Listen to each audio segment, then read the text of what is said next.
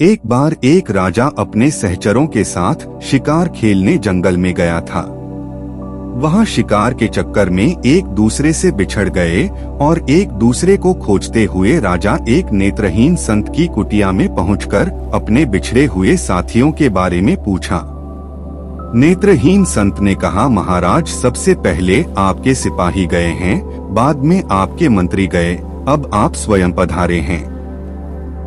इसी रास्ते से आप आगे जाएं तो मुलाकात हो जाएगी।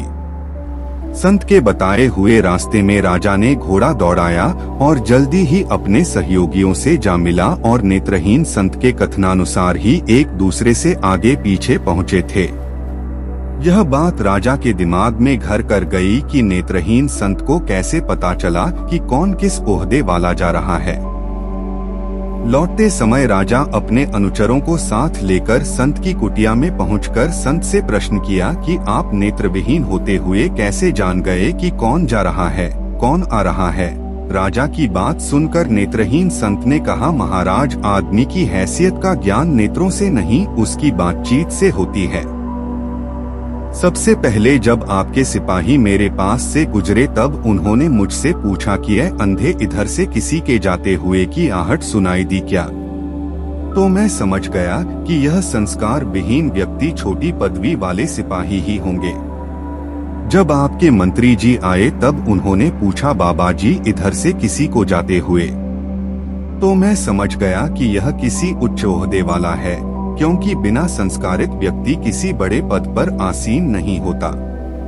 इसलिए मैंने आपसे कहा कि सिपाहियों के पीछे मंत्री जी गए हैं।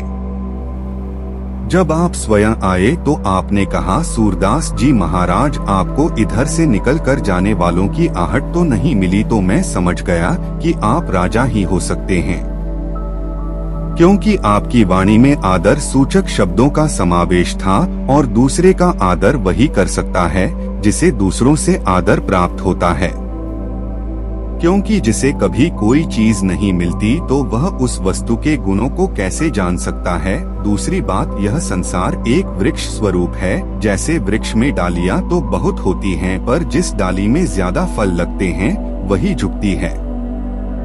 इसी अनुभव के आधार में मैं नेत्रहीन होते हुए भी सिपाहियों, मंत्री और आपके पद का पता बताया। अगर गलती हुई हो महाराज तो क्षमा करें।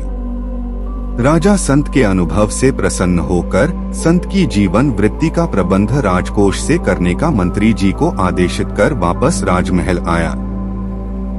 आजकल हमारा समाज संस्कार विहीन होता जा रहा है। थोड़ा सा पद, पैसा व प्रतिष्ठा पाते ही दूसरे की उपेक्षा करते हैं, जो उचित नहीं है। मधुर भाषा बोलने में किसी प्रकार का आर्थिक नुकसान नहीं होता है। आठ मीठा बोलने में कंजूसी नहीं करनी चाहिए।